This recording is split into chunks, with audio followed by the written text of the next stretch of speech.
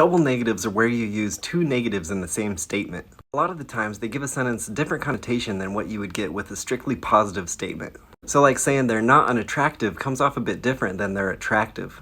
In that first case, the negatives cancel each other out. There are loads of instances in English dialects where double negatives stack and reinforce each other. The technical term for that is negative concord, and when I said nobody gets nothing, I was using negative concord.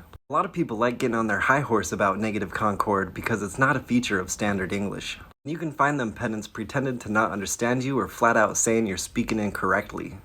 Never say, I didn't do nothing. It's wrong.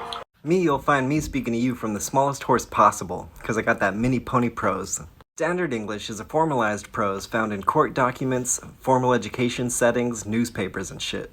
But many of us don't speak in no stuffy standard English. Like enough of us that the vast majority of English speakers do understand negative concord when we run across it. We understand it by context even if we don't understand the subtle structure to it. Like I grew up using negative concord in rural Utah, but I didn't understand a simple rule of thumb about it until looking it up today.